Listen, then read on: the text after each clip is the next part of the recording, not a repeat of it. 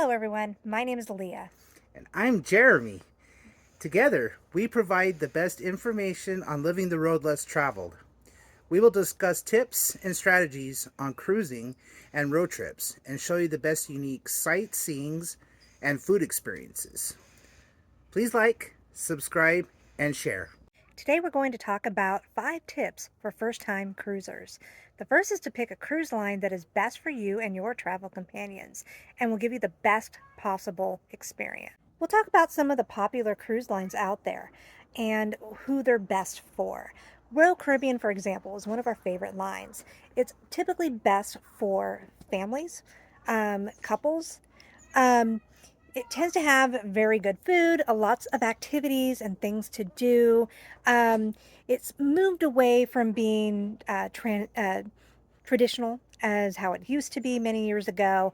A lot of the newer ships have ice skating rinks, bowling alleys, um, water slides, zip lines, and lots of different activities. They have very good children's programs too. Their more upscale line, Celebrity, which is a little more traditional, however, still very nice. Um, Probably less family oriented, probably better for couples. Um, People who want a more refined experience. Celebrity does tend to be a little bit more expensive than Royal Caribbean as well. Norwegian Cruise Lines is a very good line as well. They do tend to have very good children's programs.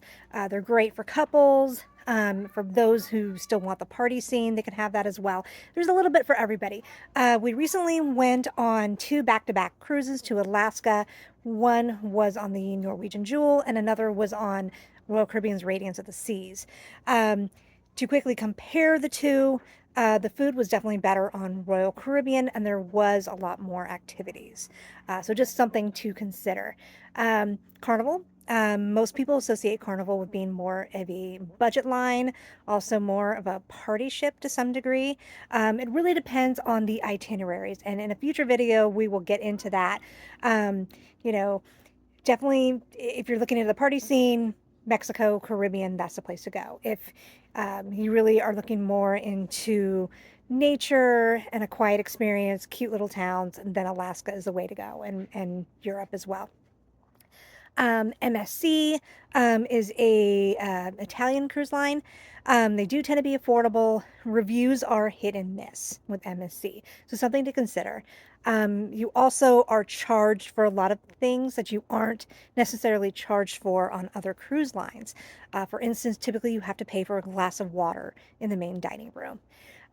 Disney is a very popular cruise line as well. As you would imagine, it's very high end, expensive, and it's also very good for families, for those who really want that experience.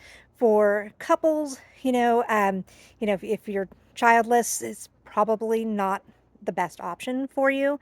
Um, Holland America is a great line as well. The food is excellent. It's still very traditional. Um, and also, Holland tends to cater to a little bit of an older crowd, so it is a little bit more traditional, but still a very good experience. Tip number 2 is that sometimes you have to choose between the ship you want to go on or the ports. Sometimes you can't have both. Case in point, on a recent trip to Alaska, we were on Royal Caribbean's Radiance of the Seas, and it had a great itinerary into Alaska. It left out of Vancouver and ended in Seward, and stopped in Ketchikan, Juneau, Skagway, Haines, as well as seeing um, Hubbard Glacier. It was a great itinerary, and all the other itineraries during that same time period either skipped um, Ketchikan or Skagway and did not include both. Um, and Radiance of the Seas is a smaller, older Royal Caribbean ship. Is able to get more into the inside passage and narrow areas. So we were able to see a lot more of the inside passage on this itinerary. And also, it was great to see Skagway and Ketchikan together and not have to pick one. The other option was Ovation of the Seas, which skipped one of those. And they would alternate north or southbound, would either do Ketchikan or Skagway, but not both. Ovation is a much newer ship and has a lot more amenities. So we chose ports for this trip. Um, so in the Caribbean, we have a lot more of Royal Caribbean's newer ships that have a lot of the crazy new amenities. So in the case of the Caribbean, like, we don't really care that much for the Caribbean. It's okay. When we do Caribbean cruises, we typically go for the ship. Um, we have not done a European cruise, although it is on our agenda for the next couple of years. And with that, the focus really will be on the ports. And those kinds of cruises do not have a lot of sea days. So it's a lot of port days. So really, the ship doesn't really matter for those kind of cruises. The next tip number 3, is picking a room. When you are picking a room in a ship, you have different choices. There's inside stateroom, ocean view stateroom, balcony stateroom, or suites. Of course, inside stateroom is going to be more of your budget friendly type of room. This room is going to be actually inside the ship. So you want to, if you want to pick that on, if you're on a budget, that would probably be the best way to go. Next step up would be an ocean view stateroom. Ocean view staterooms come in like different kinds of windows. There are some rooms that have little port windows.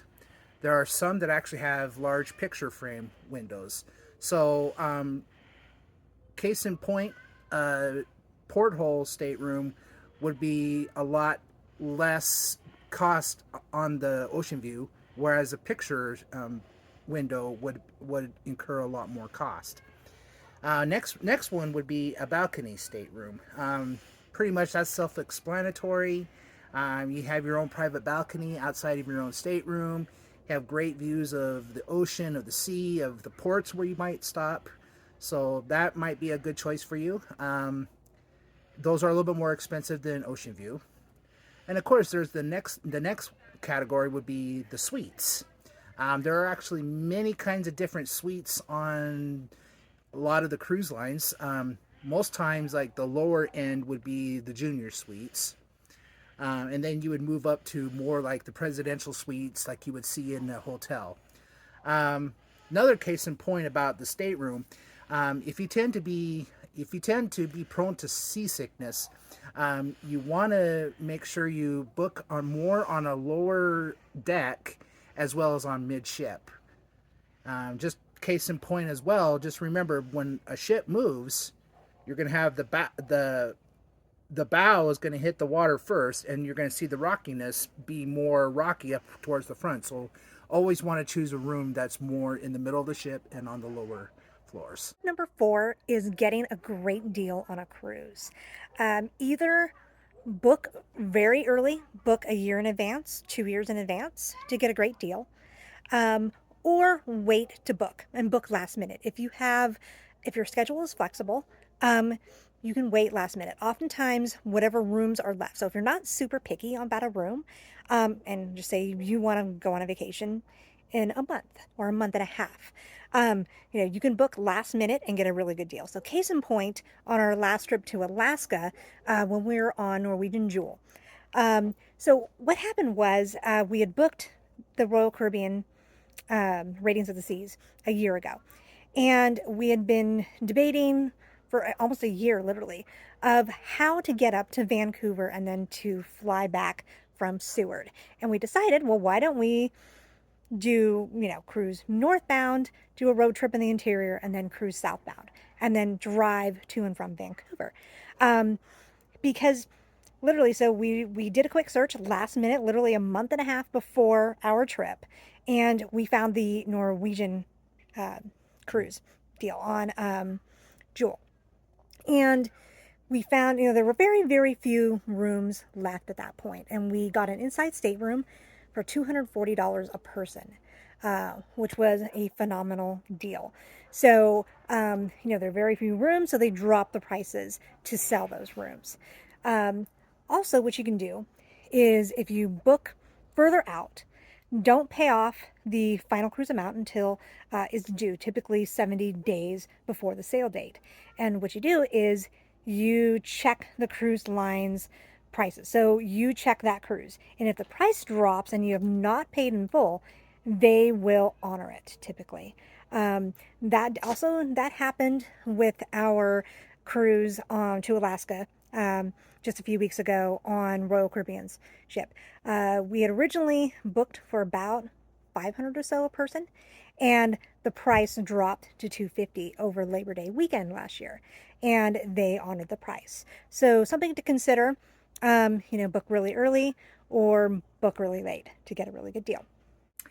And finally, tip five: booking excursions. When you go on a cruise and you stop at a port, there's going to be excursions offered.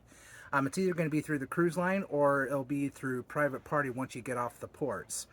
Now, one thing to consider, if you book an excursion through the cruise line,